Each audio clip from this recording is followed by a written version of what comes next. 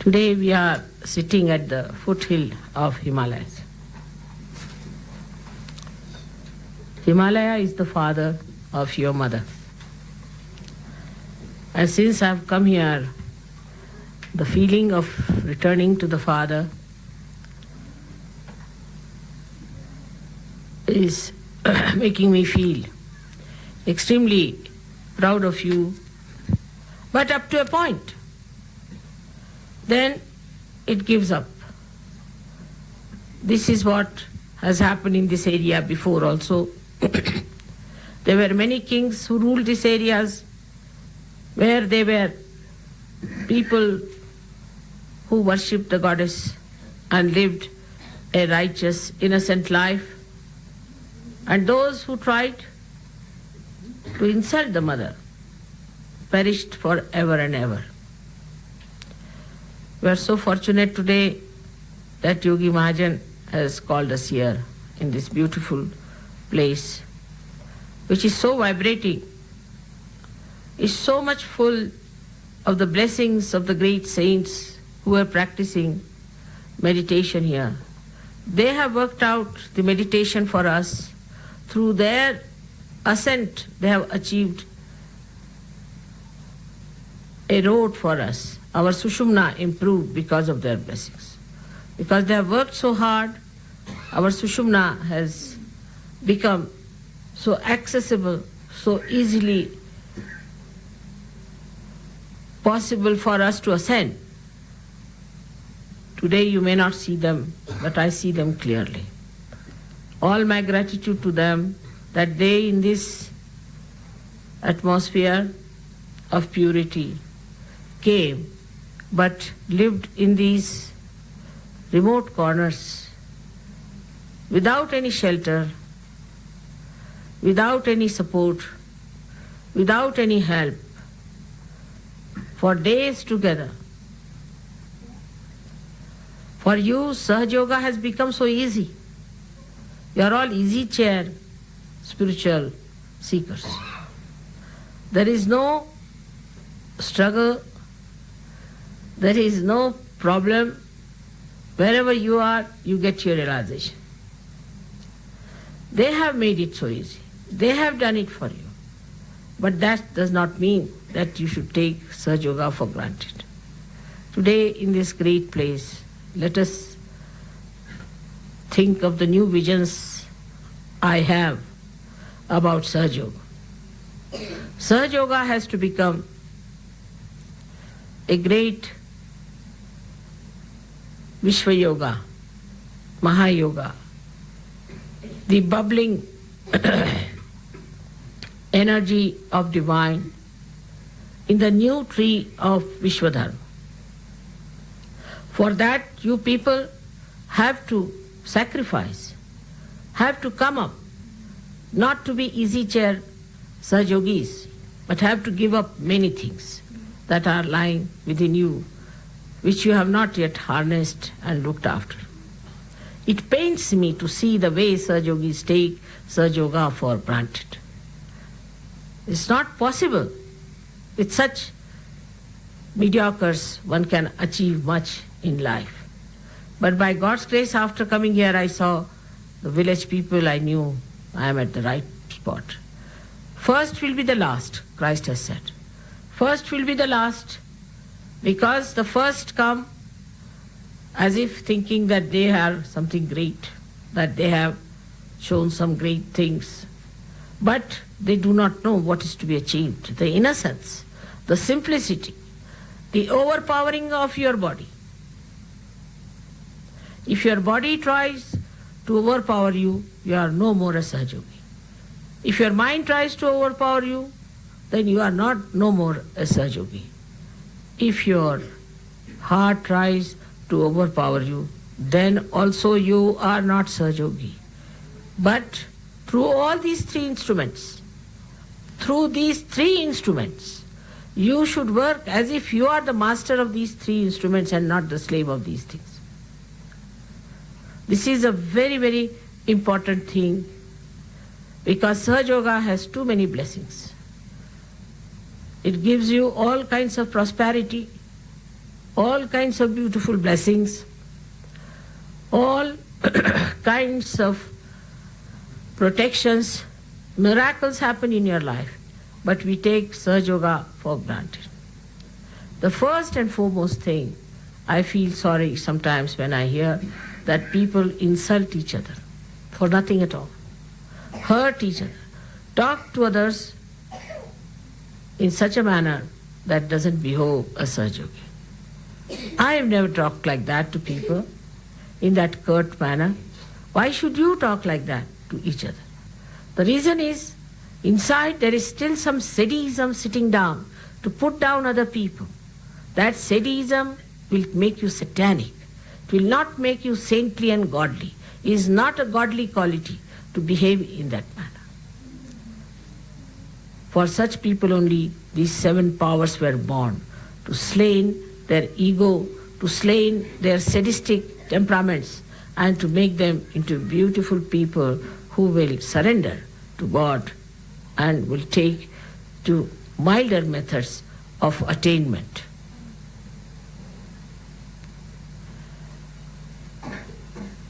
When I came here, I felt I should not go anymore to the West. I've had enough of it. I just don't want to waste my time. This place, if I live for a year, I'm sure the whole place will give me so many Sahaj Yogis that even if I struggle for 100 years abroad, I cannot get. But what to do? Mother has to think of all the children. If possible, try to save them as far as possible.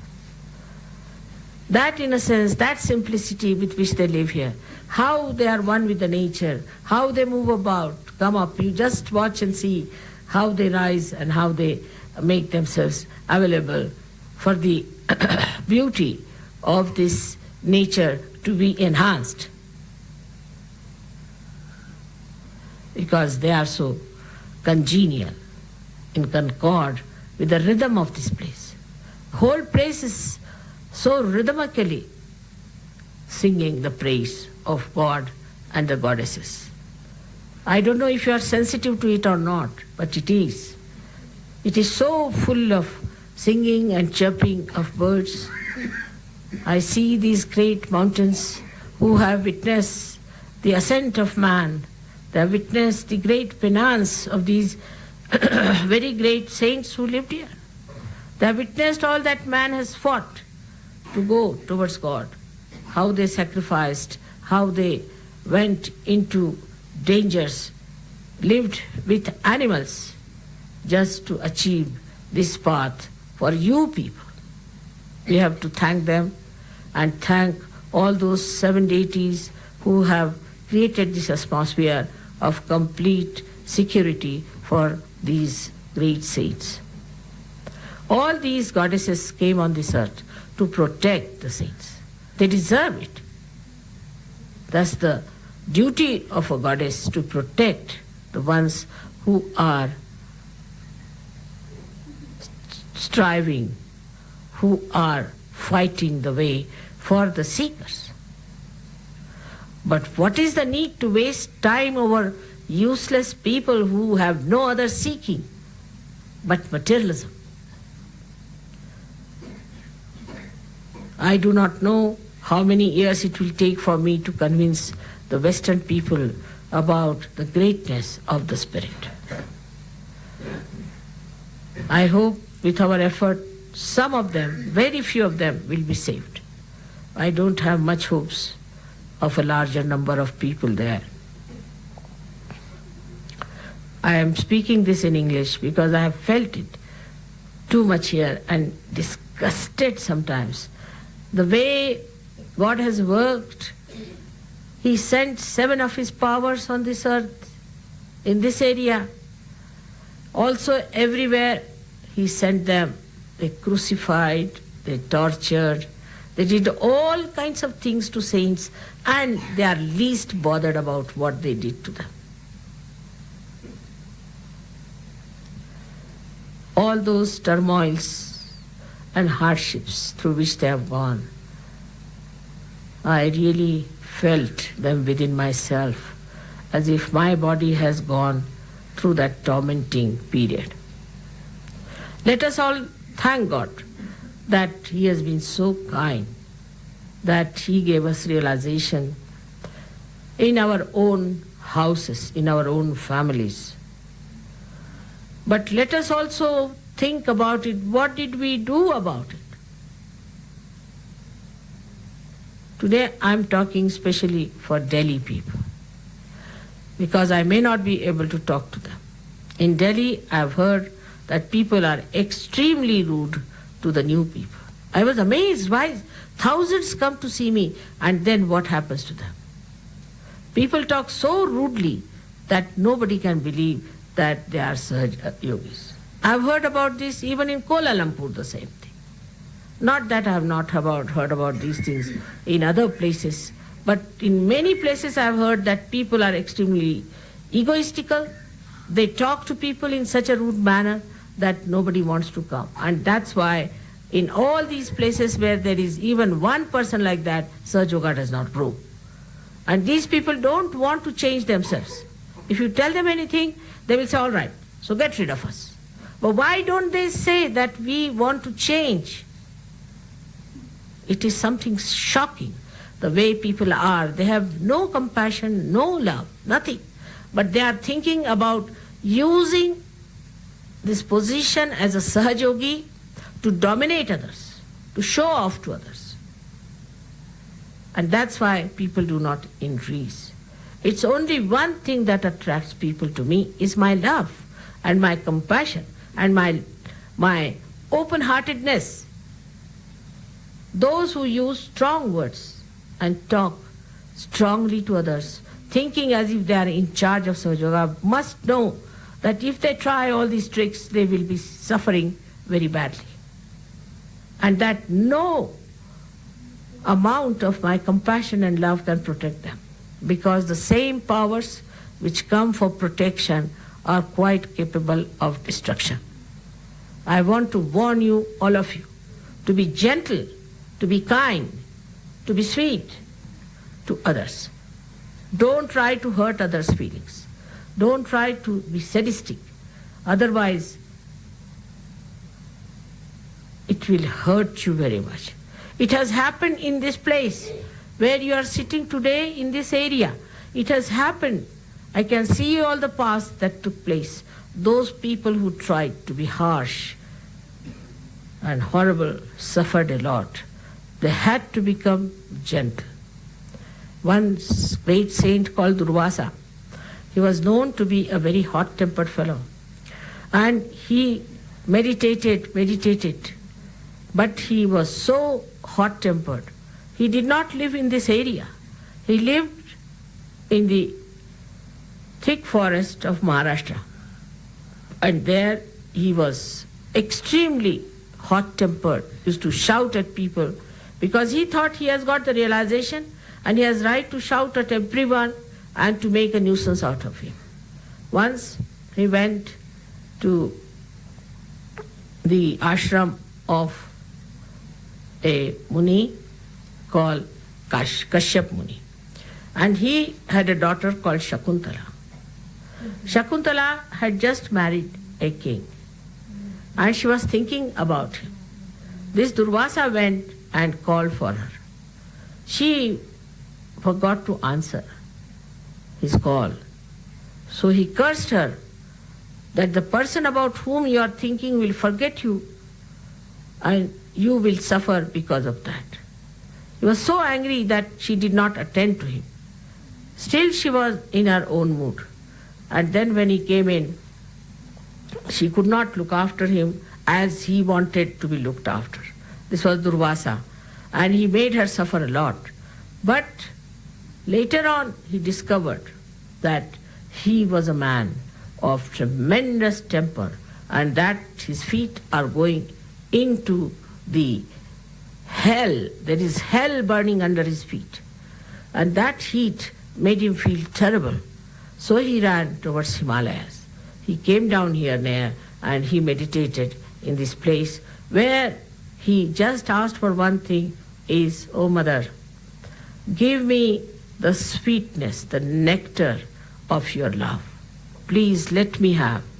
He stayed here in a jungle for years together, meditated, and tomorrow, I think day after tomorrow, we'll be having our lecture there. We'll be having our program there. This is Durvasa who came all the way from the south because he couldn't bear the heat that was burning him. That must be something like a cancer or something. In cancer you get this kind of heat. The people who are heated, those who have too much heat, always used to come to Himalayas to cool down, to see the heights of Himalayas, the depths of Himalayas, to see the greatness of creation, to see the smallness of their own being, to become humble, to become extremely humble. And that's what happened to him. He meditated on the greatness of Himalayas, at the lotus feet of Himalayas, and he prayed to Himalayas, "O Lord, you are the one who has given us the greatest of greatest, the highest of highest, to look upon you.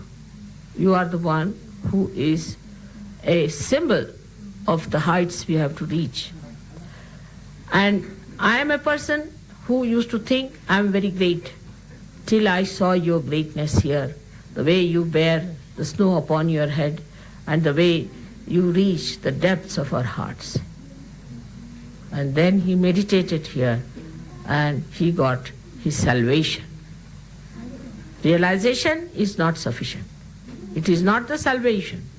Realization is just the beginning.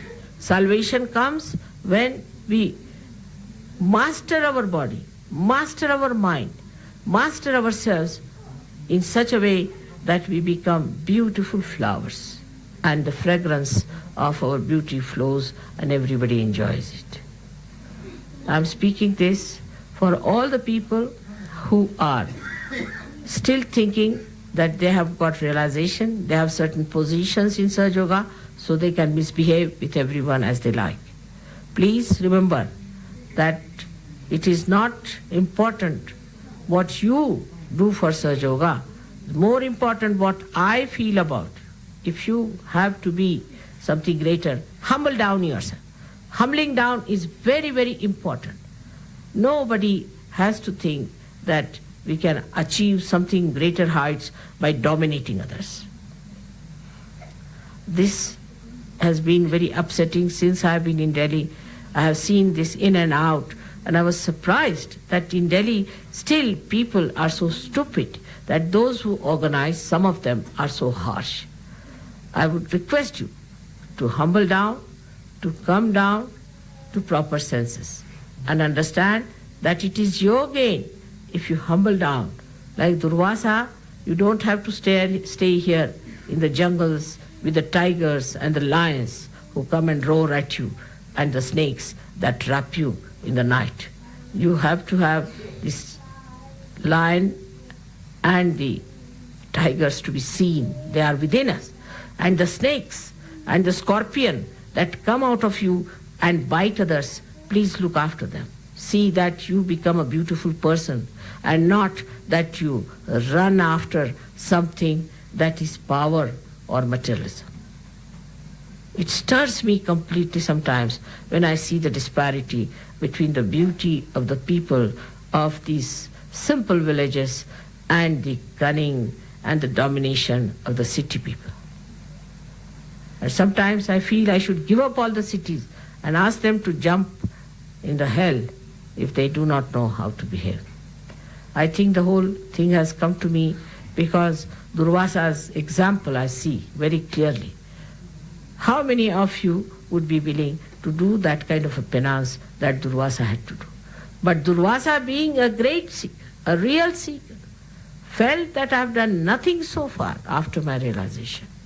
Only my temper, my showing off, that I am to be a great person here and there, wherever I go, everybody should dance after me. And he got cursed and he had to come here. The son of Shakuntala was a great child called Bharat. After that great son of Shakuntala, this country is called as Bharat because he was a saint and he ruled the country as a benevolent king.